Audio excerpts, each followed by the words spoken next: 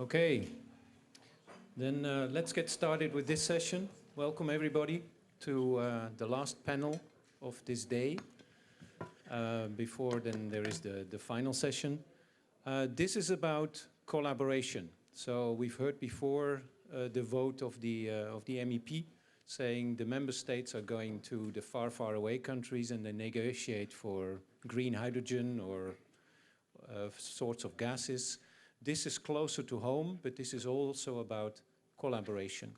And the question being stated, transitioning from territorial or municipal hydrogen strategies going into a collective endeavour. And I've got a very esteemed panel sitting here already, ready to go. We will be, I'm quickly going through them so they can save time and only correcting me, should I say, have said something wrong. So with the pleasure of the presence of Claude Turmes, who is the Minister of Energy of Luxembourg, but also is the chairman of the Pentalateral Energy Forum. And Benelux. And Benelux. Pentalateral Energy Forum. Okay, well, so corrected already once. Then we've got Franck Leroy. He's vice president of the Region Grand Est, but he's also the mayor of the city of Epernay, and he's responsible within Grand Est for the ecological transition. I hope I didn't make any mistakes here.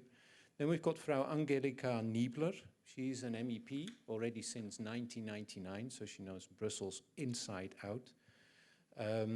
Originally comes from Oberbayern, or that's where she's been elected to go here in Brussels. And she's also a member of the ITRE committee. So knows all about hydrogen. We've just heard from the other member of the ITRE committee, and they're very busy at the moment. So thanks for being here. Then Monsieur Laurent Riche. He's vice-president of Mulhouse Alsace Agglomeration, but in his real day job, he's actually the mayor of Kingersheim. And then we have next to him Mr. Ulf Christian Reichhardt. He's president of an organization called themselves NRW, so North Rhine-Westphalia Energy for Climate. There's a supporting partner to ensure climate protection measures are successfully implemented in municipalities in that Bundesland. Next to him is sitting Jan Mollema. He's director of the Secretariat Général of the Benelux. It's the administrative center of the Benelux Union, and he's got a lot to say what they are all doing. My name's Willem Huisman. I am facilitating the industrial roundtable within the European Clean Hydrogen Alliance, and I've been asked to moderate this session. So without further ado, I would like to give the word to Mr. Claude Turmes to give us an introduction speech, and then we'll go through the panel with some questions, and at the end we will have some questions from the audience. Thank you. Thank you very much. So first, thank you also and for Jean Rotner, who has been instrumental to organize this. It's a great pleasure to basically, I was elected in the same year to the European Parliament and Angelika, so we have 18 years of common fights to move the ITRE committee, and so great pleasure. And then, of course, the man who coordinates Benelux. I think before going to hydrogen, basically we have to also understand what is the bigger picture. There is drinking water and there's champagne. So access to drinking water is even more important than access to champagne. So what do I want to say when it comes to the energy system? Direct electrification is 3 to 4 times more efficient than hydrogen. That will stay like that as long as we have no major breakthrough in the electrolyzer technology. And that is basically for the next probably 10, 15 years. So we have to be aware that energy efficiency, direct electrification, that is the bulk of what we have to do to bring Europe and the world to zero carbon. Having said that, green hydrogen is today more important than it was maybe a year or two ago. Why?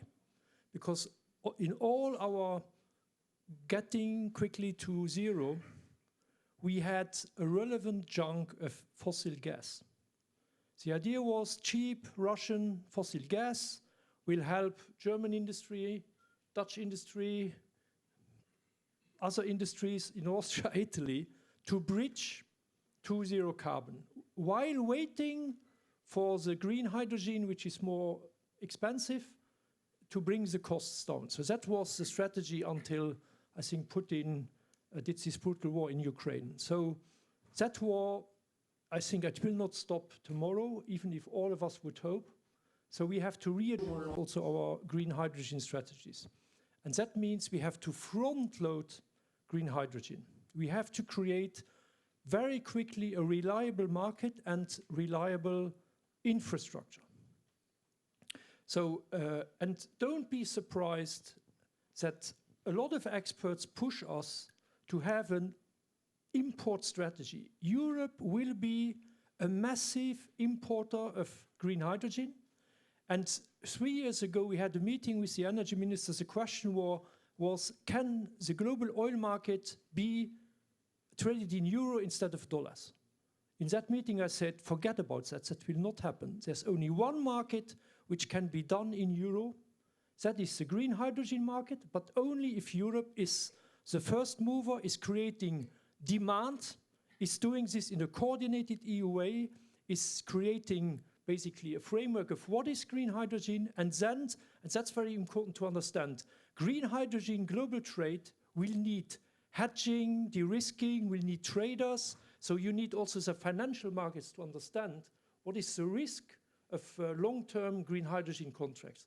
So that's that part. Then to Europe. In Europe we have landlocked countries, and we have countries who have the opportunity to be close to the North Sea or to the Baltic Sea. And then you have maybe countries like Portugal, Spain, a bit of Bulgaria, which have very cheap solar and relatively a lot of land. So the only places where you will have massive, cheap renewables is Scandinavia, Portugal, Spain, and maybe some of Romania, Bulgaria.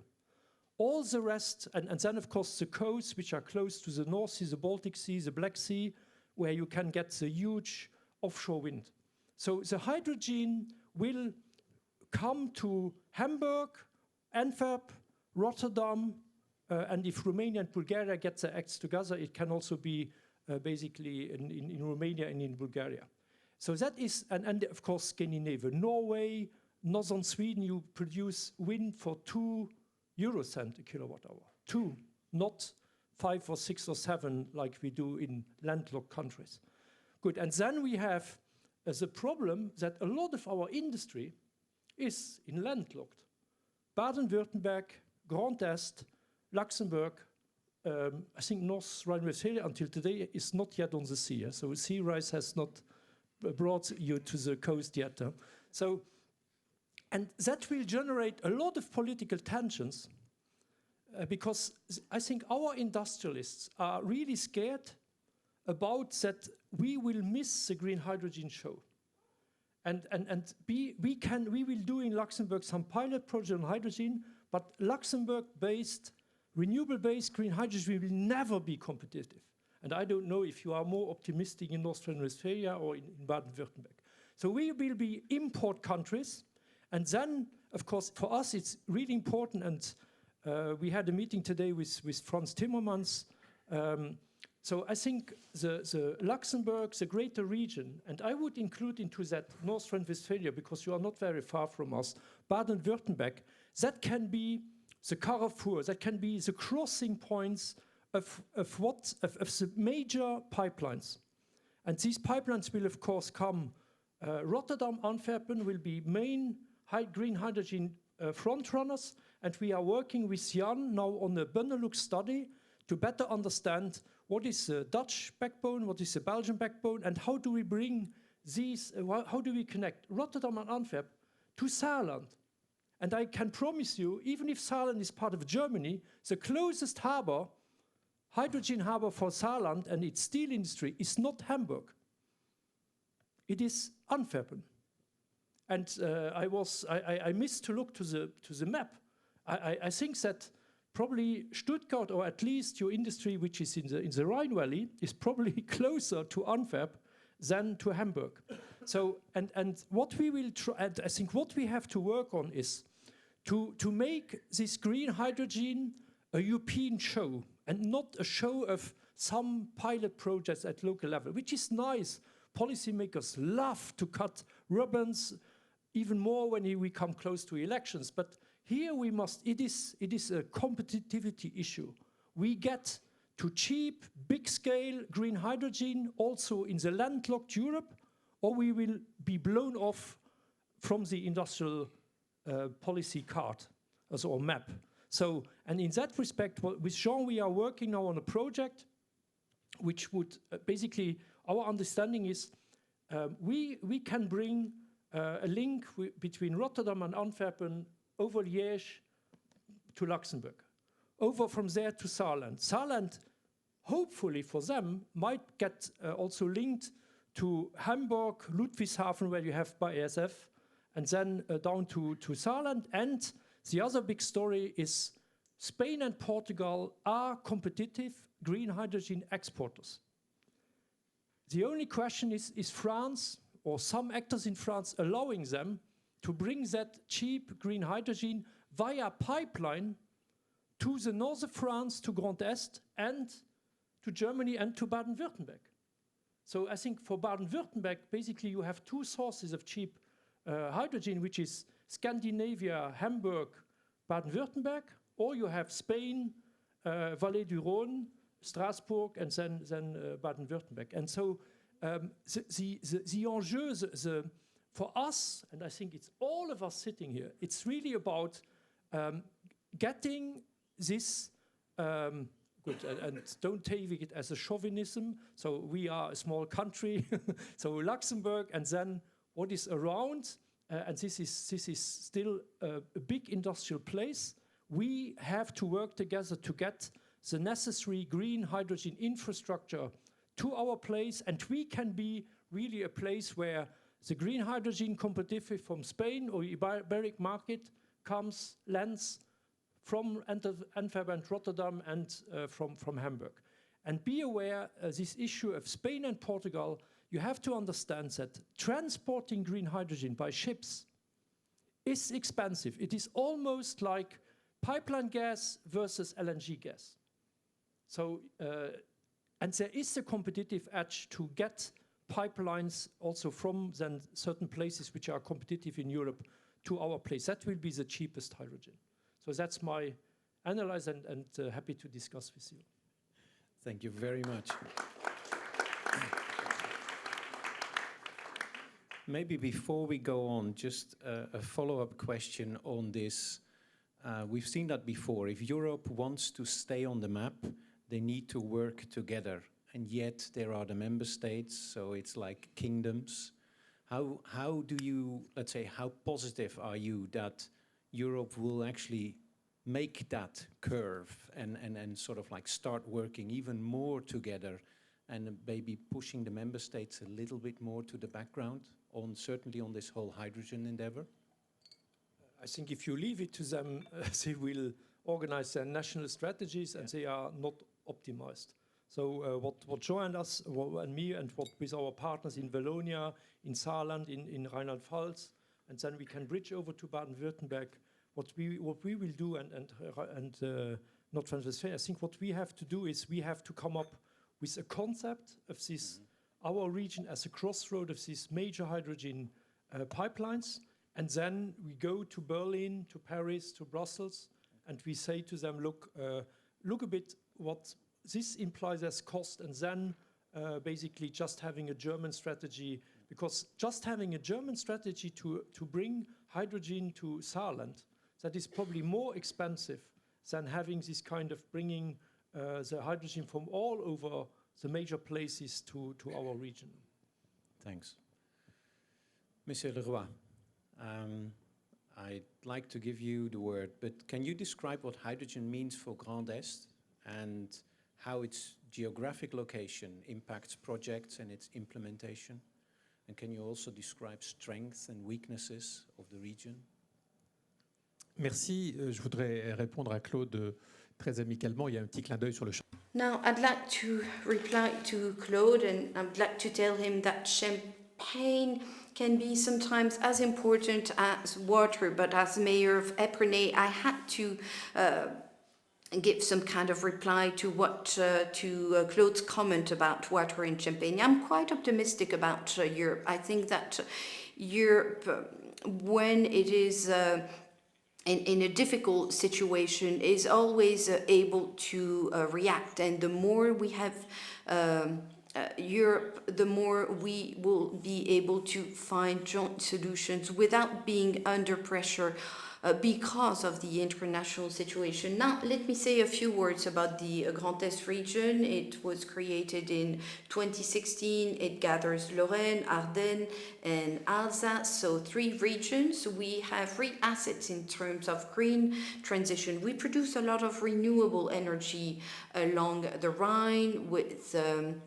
electric power. We also have windmills, we have solar energy available, and our territory is quite broad. We also have electric networks, gas networks, and I totally agree with what Claude Turmes said about the need to retrofit some networks.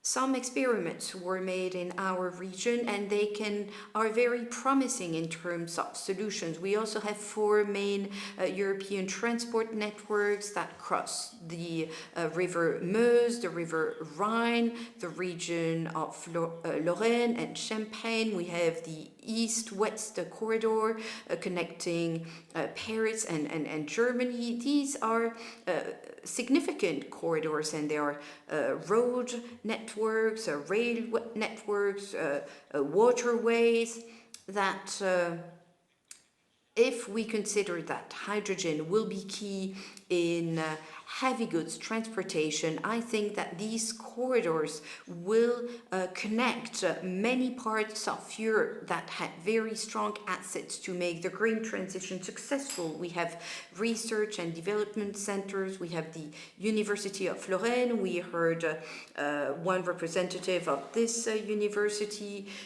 We have a structure called Dynamis that is made up of 80 hydrogen players. We heard someone from John Cockrell who has factories and offices in our region. So I think it is only common sense to speak about hydrogen when we think about the green transition. We are connected to Germany, Switzerland, Belgium, Luxembourg. We are indeed at the core of Europe and close to our neighboring countries. And I'd like to thank Jean Rotner, who has facilitated the dialogue among our regions and helped us seize new opportunities. Now, there are, of course, weaknesses that relate to the places where renewable energy is produced. Sometimes renewable energy is produced in places where it is not used. So I think that we must shift to less carbonated traffic means, and we must also create hydrogen through biomass or through renewable energy so as to meet a certain number of needs. And I agree with Mr. Turmes, who said we will need a significant transport networks because some countries are in a better position when it comes to hydrogen production than others. And then there is also the issue of training and skills, because shifting from fossil energy to hydrogen will require training, engineering, training of manpower, but this is something that can easily be done, I think. Thank you. Thanks for making that very clear, what's happening in Grand Est, and also the vision on the 4 corridors that you're really sort of like you're the motorway in 2 directions. Franck Leroy, you carry two hats, I've said that before, so I'd like to sort of like you split yourself in two and first tell something about Bavaria, how you see industrial clusters, let's say, that are within a country and within a Bundesland, so no borders, and then also sort of like expand that into how known is this industrial cluster cross-border, actually, how known is this topic in Brussels and how does Brussels react to that? Ja, erstmal vielen Dank für die Einladung. Bin gern. Well, thank you very much for your invitation. I have to say, first of all, that it was a real pleasure to listen to you all today. Because it made it possible to get a snapshot of the situation as is. It was great to hear about the Grand Est initiatives, hydrogen cooperation. All of this really goes in the right direction, and I think it's going to make the region able to act. So it's fantastic. I'd like to pay you all due compliments. It's sensational, and I think that the strength and the motivation that were necessary for things to move in the right direction are the consequence of ambitious cooperation at regional level. Right, so I do not come from Baden-Württemberg. I am actually from Bayern. Bavaria, we're a very strong federated entity of Germany. From an economic perspective, we represent, we have comparable projects with other regions such as, and with regions in the Czech Republic, we are working with the Trieste port and with the Hamburg port. So we're trying to have a very positive position from a regional perspective. And if we do want to deploy hydrogen in Europe, and I do believe that it is the future, I think we will need electrification and alternative fuel. I think that will mean that we must create alliances within the region in order to influence policy making. I believe, and I am convinced, that limiting ourselves to national borders would be too restrictive. What we need to do is to strengthen the regions, working hand in hand with neighboring regions. Another remark on my end, I think there are two things that need to be done.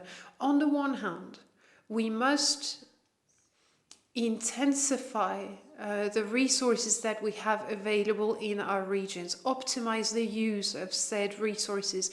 This is the cornerstone at the moment.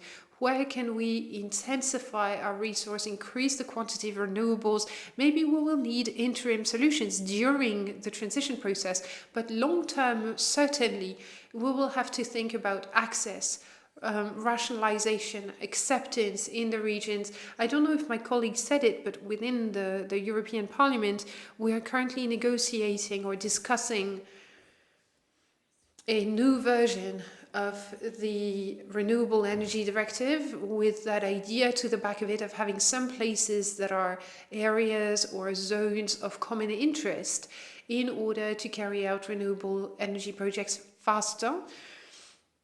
The idea being to create a kind of a compulsory method to support renewable energies. Those are very interesting approaches. The idea is to kind of force member states to promote and to accelerate the use of renewable energies. I believe that it is the right approach, and it is also a first step to make it possible for us to produce green hydrogen. And I think you mentioned it. This also makes it necessary to have clever foreign policies, diplomatic solutions. Europe will never be able to produce all the hydrogen we need. This will not happen. So it is now the right moment to start creating alliances with other global regions to use hydrogen and to have the right supply of hydrogen. Europe is industrially strong, and I think it's primordial, essential, crucial to maintain this basis, this industrial basis, with research, development, employment, job creation. All of that hangs together, holds together, is interconnected. So we need to have a European policy that will make it possible to to maintain this basis. So increasing renewable energies also for the production of hydrogen on top of the necessary network infrastructure, and if we can, regarding importations, that's also an important theme at a European level, because the demand is a little bit different. For the moment, we are very much focused on the natural gas package. We're working also on the renewable energy package. So I think everything to do with Fit for 55, I believe that all of that, I mean, we're off to the right start. We have a lot on our plate, and your participation to this conference today is key. It's very important. And I can see that regional cooperation as a theme, regional transformation as a theme is extremely important and could be even more present, I believe. So we have to show and demonstrate that the strength, the dynamics come from a lot of different regions. It's very important to highlight this, and it is the only possibility that we have to be successful. It's the only way, if we want to be successful in making Europe the #1 area for hydrogen. Thank you very much. Let's say the collaboration on the communal level or on the municipality level, I think that's very much coming forward from we have a problem, let's get together and solve it. And then I think the art is to sort of like bridge that up to 2 levels above, and then so without losing efficiency. Because I think if you got 1,000 individual solutions, you might be suboptimal on your way. Let's move back into the Grand Est region, close to Mulhouse. Mr. Riche, can you describe how your organization is supporting projects in collaboration within the industrial clusters that are often going across the River Rhine? And where do you see room for improvement, specifically related to hydrogen projects? Permettez-moi déjà de dire First of all, maybe a word about my region. It is in the southeast of Grand Est. We had Moselle before, we had Strasbourg as well. We are a little bit more to the south. We have a border with Switzerland and a border with Germany. So we're a border country. And we're working together with countries who have different orientations, different strategies.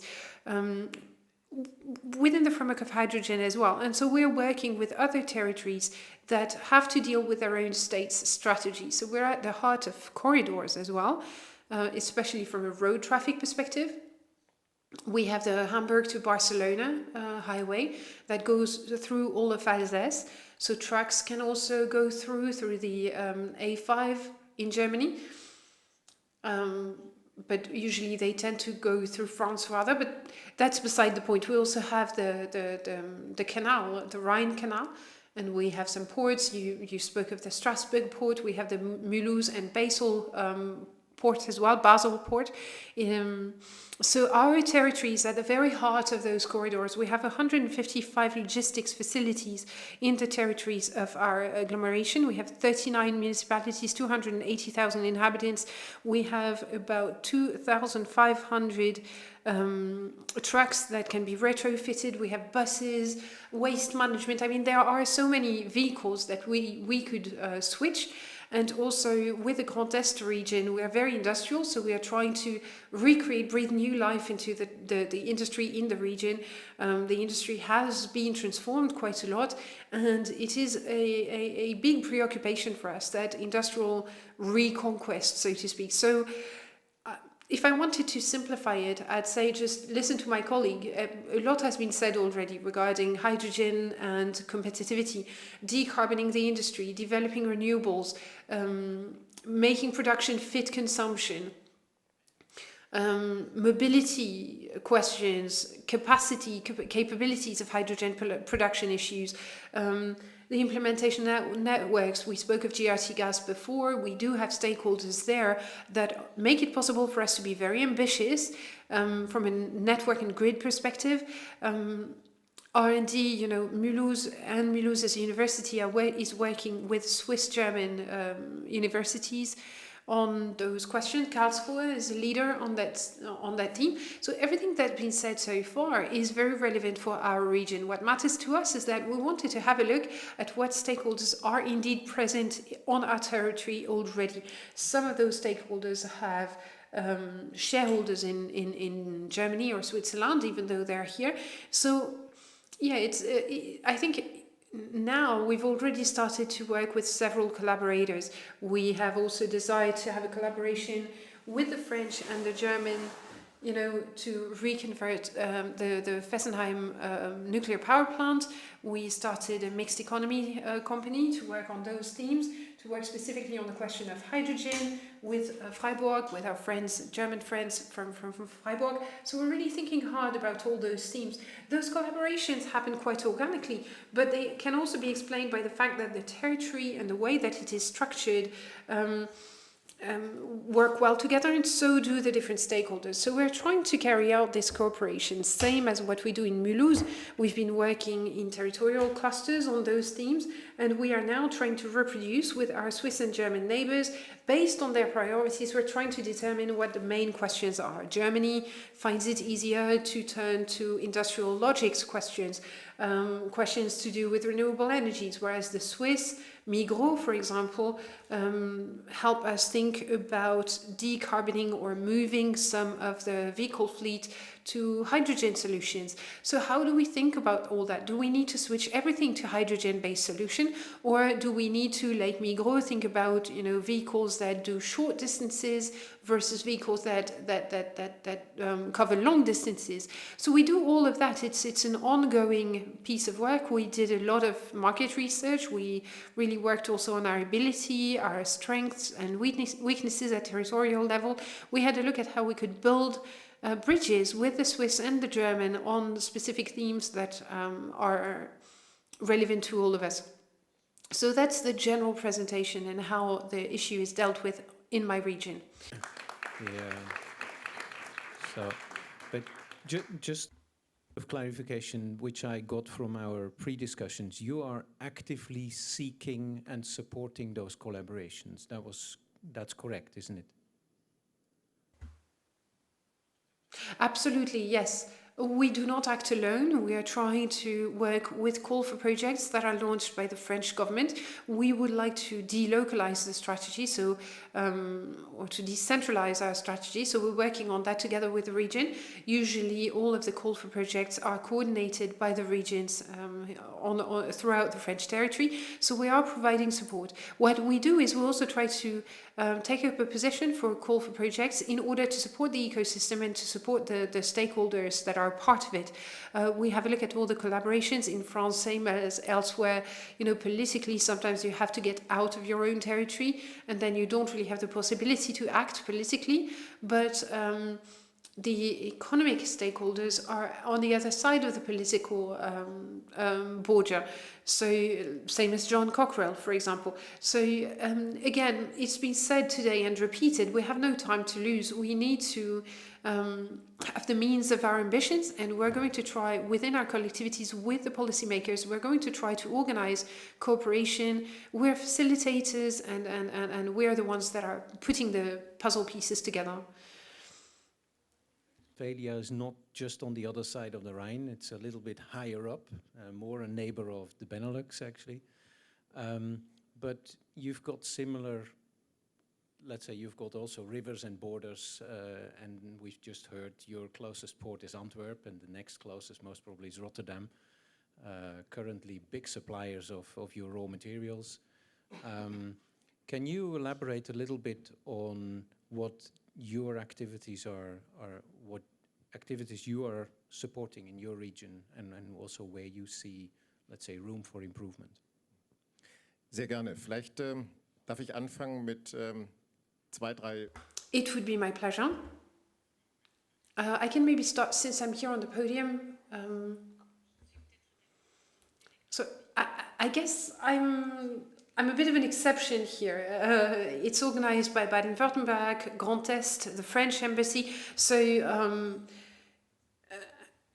I am here representing Nordrhein-Westfalen. I'll come back to that in a second. But personally, I have a relationship with all those different stakeholders. I come from Baden-Württemberg, and hearing you all is like coming home, I guess. And I've left Baden-Württemberg 20 years ago to go to Nordrhein-Westfalen. And I am the honorary consul of France in Cologne. So I have a very narrow relationship with France and with the Berlin embassy. So why was I invited today? Well, Nordrhein-Westphalian, as was described already, occupies a central position in Europe. We have a lot of borders. We are a bit of a node, a bit of a hub, and we have up to, until we'd like to be climate neutral by 2045. And there are several factors that play a role in that.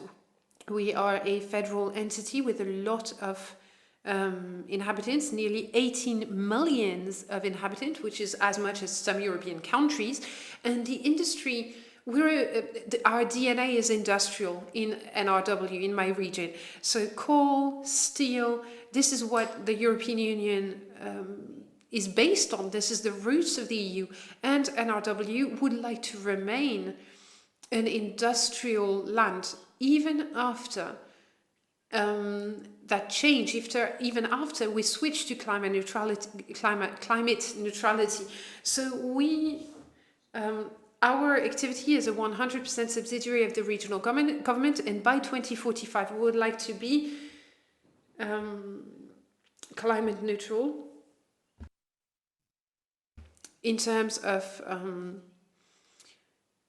our heating, industry buildings, private buildings, company buildings, and in terms of mobility as well. So as an industrialized entity in such a highly populated area, we're very open-minded and very interested in all those questions. We have such a large population that buildings and mobility also play a big role. Where you have a lot of inhabitants, you also have a lot of apartments, a lot of flats, and where you have a lot of people, you also have a lot of people moving about. So this is why European cooperation is key for us. We're very interested in it, and our survival, as you said, our economic survival will depend upon European cooperation. When we speak at European level of possibilities to import hydrogen, etc., here there are two essential projects in NRW that have been pushed and encouraged for a certain number of years. We have the Refine project in Wesselingen, in the south of Cologne. And there, the idea is to create something that will be truly European with the construction of the biggest electrolyzer in the world that shall produce more than what is consumed locally. It's a very European project because the different spare parts come from Germany, France, Italy, and Benelux. So it's really a very European project. And it's already made a lot of progress. It's already working well. Another project is the Rhine project, like the Rhine River. So the idea is to use hydrogen to transport goods over the Rhine River. So the Rhine separates Germany from France and Benelux, etc. But the Rhine River can really provide or really help us reach a lot of other regions. So the idea would be to have refueling stations along the river, but to also have retrofitted ships with their own refueling capacities, and would also have to have a last mile solution for trucks. So we want to build up the whole infrastructure in order to help hydrogen progress throughout Europe. Those are the two main projects that we've been working on so far. Projects indeed, and pretty unique also with the transportation on the water. One question on the 4 sectors. How about agro, which is also a big emitter? You don't have that much space anymore for agro, or you just sort of like voluntarily excluded it from the 4 sectors? Yeah, it was more that we voluntarily excluded it because that is a little bit the reason, because of, now I do it in German, it's easier for me. Der Grund liegt in der Ressortverteilung in der Landesregierung. Das ist ein ganz einfacher Grund. Wir gehören zum The reason, in fact, is that we're part of the Ministry of Economy, and Agriculture is another ministry. It's the Ministry of the Environment. So we do not share the same prerogatives or the same scope, but there have been elections last Sunday in NRW. We're going to have a different government, and it is quite likely that this question shall become key again, that question will be broached and raised again. Do we want to separate agriculture from that sector or not? Will it be a part of our ministry? We do not yet know. Thanks for waiting. Can you spend a couple of words on what the Secretariat General of Benelux actually is doing, but then also elaborate on the added value of the regional energy cooperation within the European context and what makes the Benelux so special? Thank you very much. Yes, and thank you first of all for having me here. It's nice to hear how the speakers explain how they end up on this stage. I think we all end up on this stage for one reason, that's not hydrogen itself. It's probably because, for the case of the Benelux, the water is so high that the Benelux is partly under sea level. Yes, that's a big worry with the temperatures of today. And probably on top of the Luxembourg's mountains, I would say, it's getting so dry that the trees don't grow anymore. So that to start with. Another reason why I feel very at ease here is that I happen to have had the pleasure of studying in Freiburg, which is very much nature related. I was born and raised in the first hydrogen valley of Europe, which did not exist then, in Groningen, which is also an interesting place from this point of view and within the Benelux, because that was actually where all this wealth and heavy industry was built upon. Cheap, reliable gas. And that's stopping now. Why? Because where I lived, the people that still live there, they are facing earthquakes, serious earthquakes. All very good reasons to actually be here and to find some solutions. So now to come to your question, Willem, well, it's a bit of a long introduction, but important nevertheless. The Benelux Union, Claude started by saying he's also presiding the Benelux Cooperation of Energy Ministers right now. And I should have probably informed you.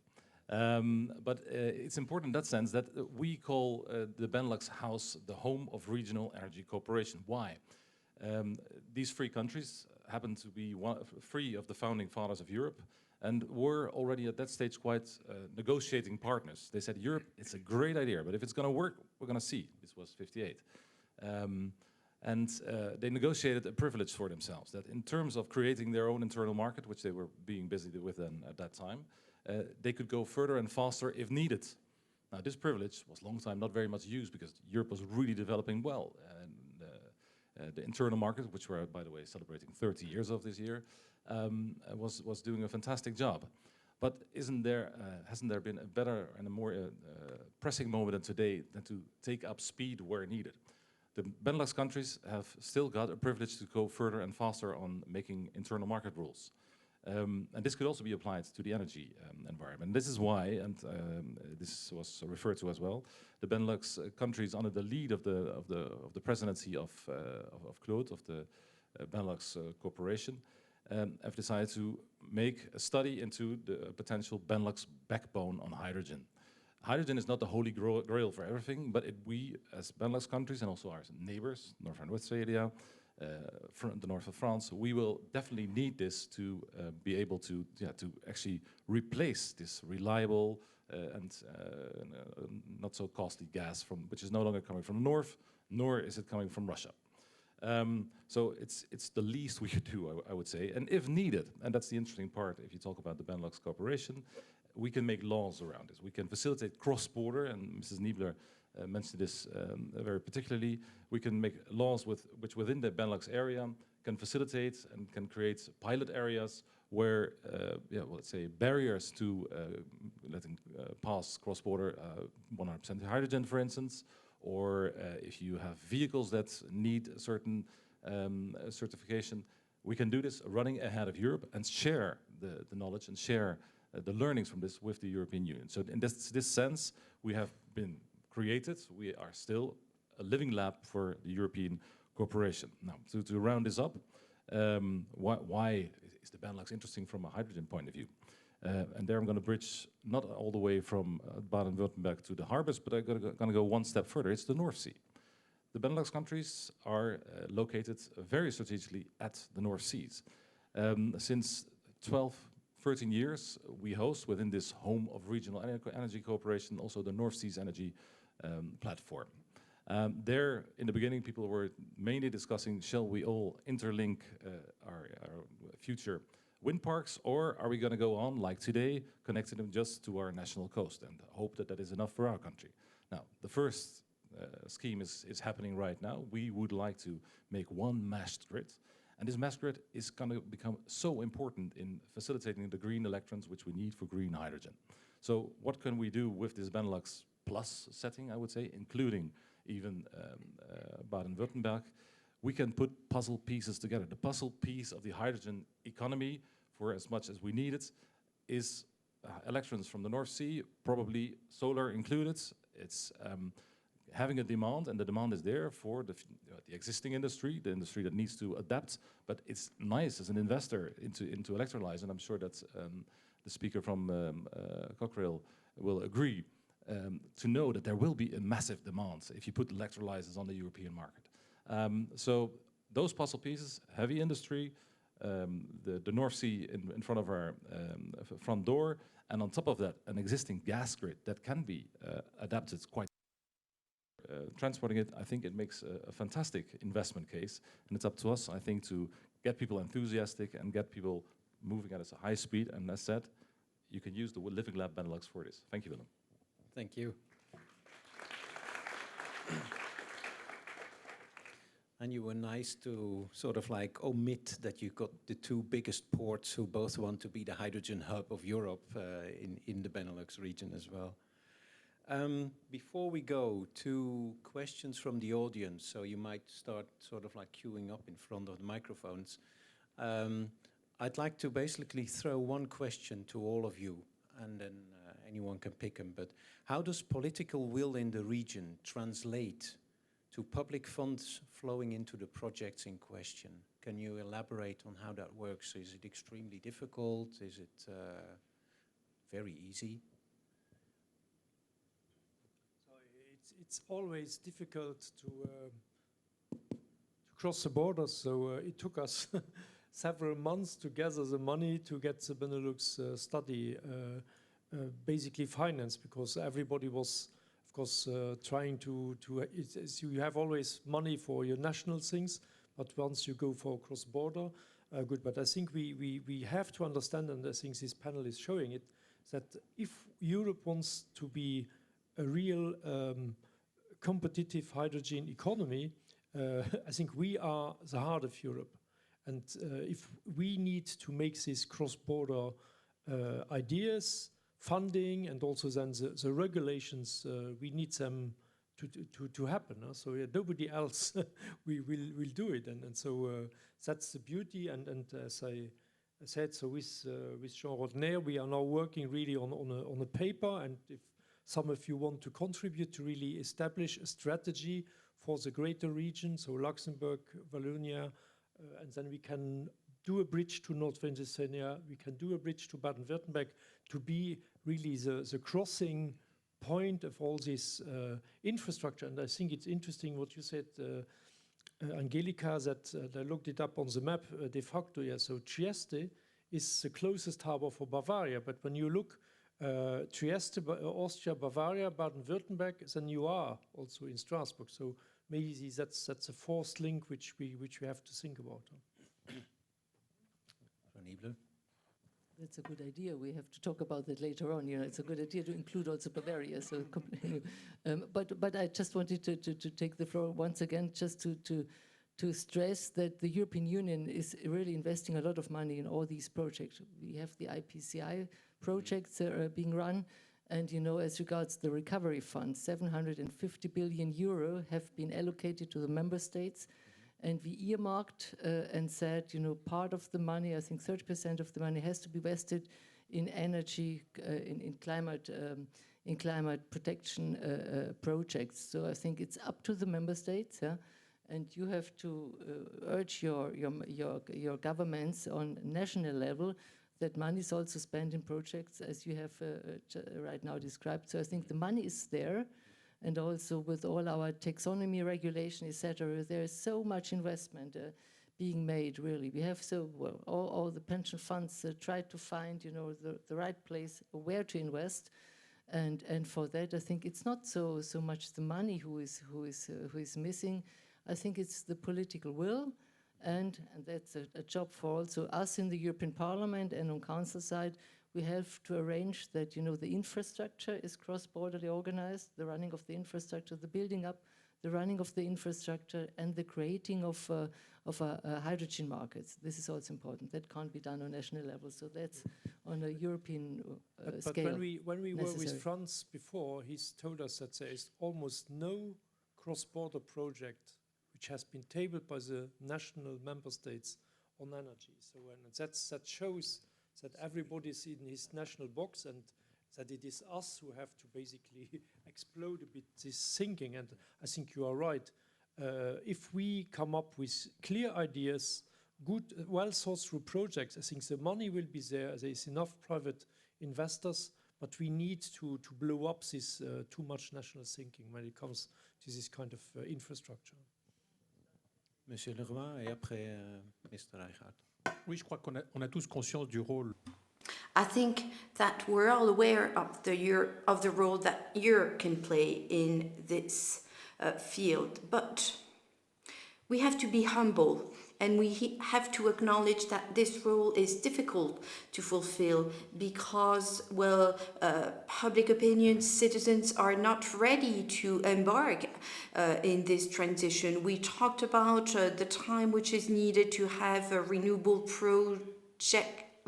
energy projects achieved. There are many hurdles on the way to have wind energy accepted by people. So there is a gap between the immediate urgency, the need to reduce greenhouse gas emissions and to move towards a more energy self-sufficiency in Europe. This is something that we have even more realized since the beginning of the war. We need to work hand in hand with local and regional players, with municipalities.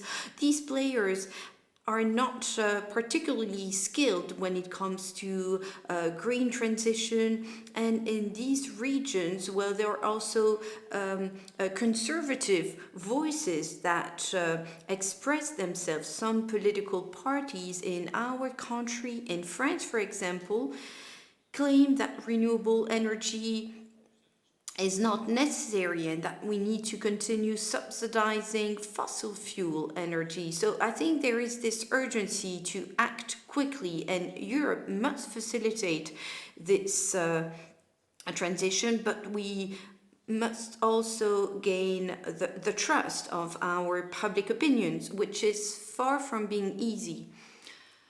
I think that, well, of course, there will always be reluctant people and conservative people, but there are in France strong economic players that oppose renewable energy. So we should not point our finger at the citizens only. No, I think that there are also big companies, big businesses that put hurdle in the way. Is these national hydrogen strategies, and then also what we see with the funding, there are these glass walls that basically go up almost endless where the borders are. And that's certainly, I think, a message which also should land in Brussels, that maybe there's a clause in there that the money isn't just for France, although it comes from France. I mean, at the end, it's member state money, isn't it, the recovery funds? So then it makes sense that then they go like, that's my money, I go and I spend it on mine. Do you wanted to say something? Maybe it's a good opportunity. It's not a direct answer to that question, but Yeah. to say some brief words about the Pentalateral Cooperation, which is one of the platforms that is hosted by the Benelux Secretariat. They are already in quite far stages looking at the rules for hydrogen markets. They are exchanging ideas, and thereby with their ongoing talks on an expert level also about their projects. And that leads on and on to hiring the chance on shared projects. And I'm quite sure that over time that will actually work. And it's exactly what Mrs. Niebler said before. There is a real good reason to have a regional dimension, regional cross-border dimension to solve these issues. If you look at the Benelux context, the biggest probably hydrogen development area is not the port of Antwerp or the port of Rotterdam. It's what they call the North Sea port, where you have Dow Chemicals on one side of the border and ArcelorMittal on the other side of the border, and they actually produce rest products that are base products for the other side.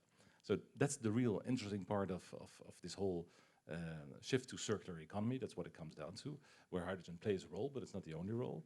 And if you can, let's say, create by regional cooperation, by regional exchanges on how to make the rules, if you make that happen on an early level, Europe will benefit from this. Mr. Turmes will share his insights from the Pentalateral immediately with his colleagues on a European level, I'm quite sure. And maybe just to wrap this up, so Pentalateral Forum is Germany, France, Benelux, Austria, Switzerland. And we are now doing a modeling exercise where we say, okay, how can that region go to zero carbon? And for that, you need to integrate the electricity infrastructure with the green hydrogen infrastructure. And that is because these huge quantities of electricity which will come from the North Sea cannot be digested, neither in Netherlands nor in Belgium. So you need to do you need to anticipate how that electricity can be distributed, and then for part it can be brought to the landlocked countries by electricity grid. But as a hydrogen pipeline has a much higher density, there will be some electrolyzers in the ports of Rotterdam, Antwerp, or on the coast, and that will feed into the green hydrogen. And what we have to do now is really to understand the link between renewable production, where are the hotspots, like the North Sea, what is the electricity grid which is existing, what has to be reinforced, what can be reinforced, and then bridging to green hydrogen also as a storage in the electricity system. And we have not to forget about batteries, because, for example, on the American and in the Australian electricity market, batteries are already very prominent as a storage. And as the highway corridors, the trucks will go probably half or a bit more than half electric, and the rest will be hydrogen. So you need also to anticipate that there will be, for example, this Air de Capelle and Air de Berchem, which are the two biggest volume fuel stations in Europe in sales. So I have now, as a minister for that country, I have to anticipate what if trucks go zero carbon, and what kind of infrastructure I need for hydrogen, for green hydrogen, but also for electricity. And I think we should do, and what we try to do is to come up until the end of the year with a rough scheduling of what is the zero carbon pentalateral, and then integrating the grid planning both on electricity but also on hydrogen. Okay. 0 minutes or 5? Okay. I think we've got time for one question from the audience. If there is no one, so... okay.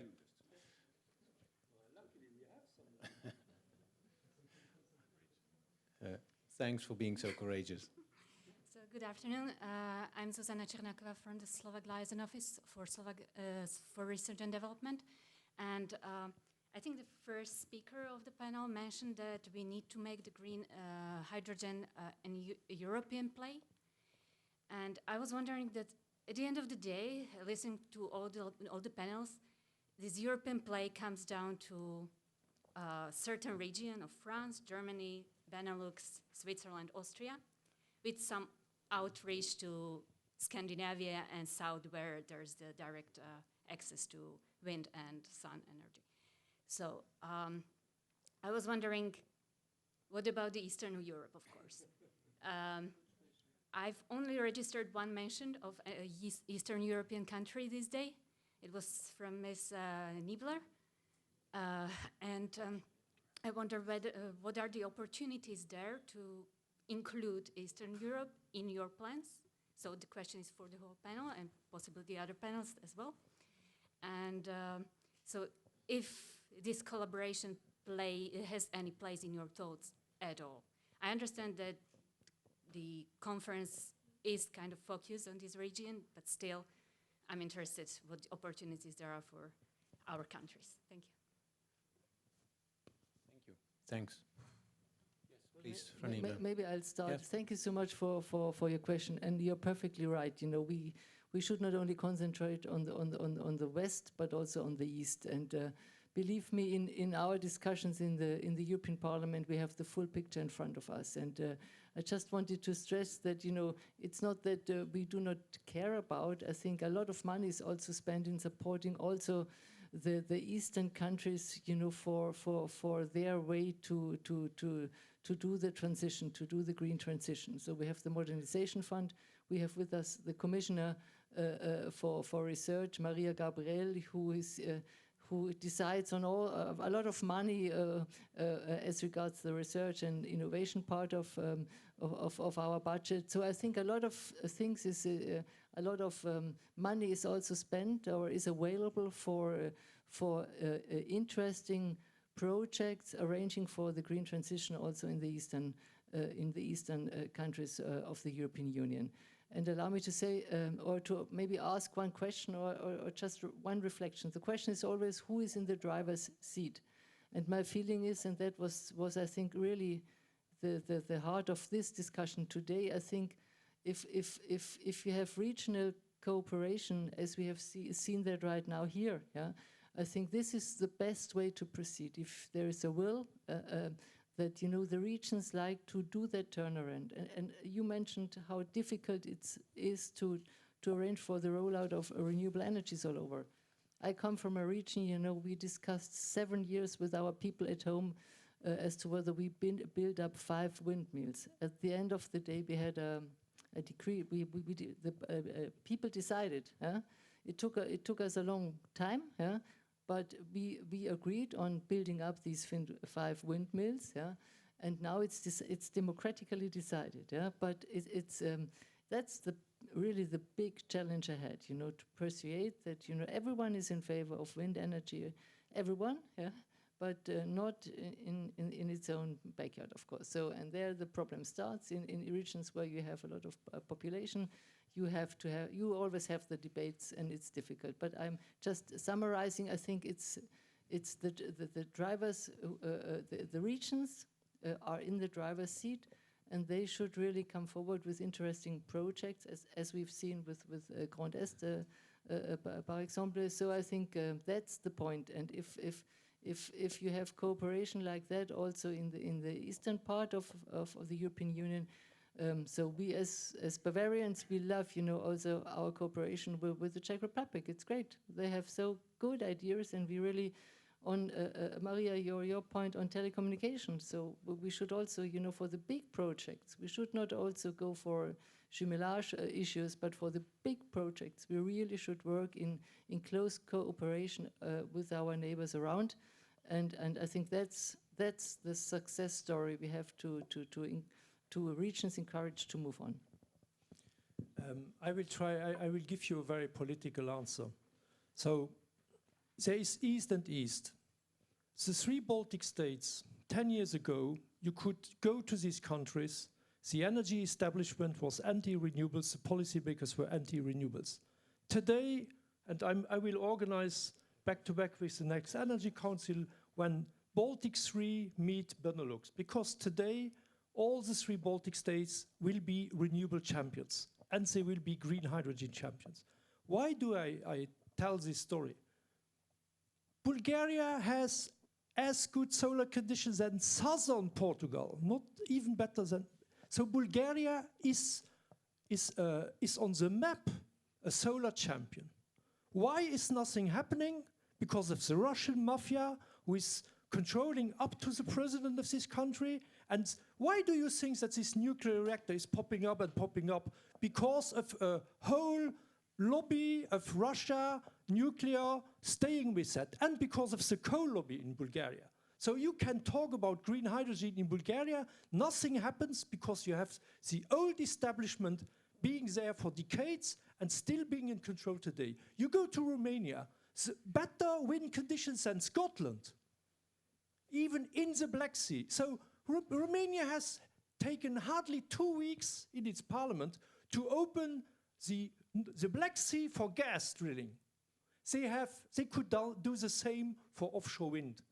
And why are they not doing it? Because of the gas lobby and because of the nuclear lobby in Romania. So it's not a question of money. So look to the recovery fund. There is billions on the table for Eastern Europe. I think I'm really outspoken on that because there is enough money there. It is the energy political establishment in these countries who don't want the change and then bullying their own policymakers to stay on that line. That's the reason. When you look to all studies which have been done by Irène and others, Bulgaria, Romania, the whole Serbia, the whole Balkans are renewable champions.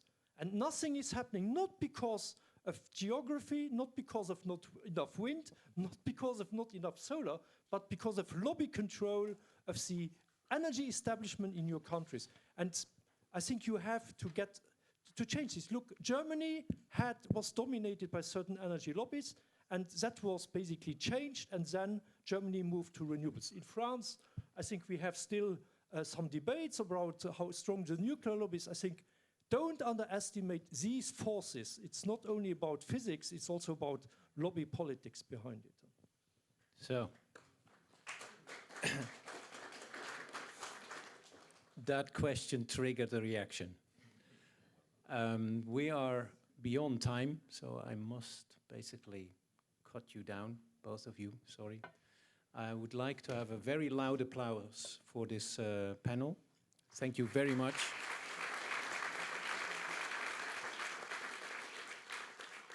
It's been a pleasure sitting here with you.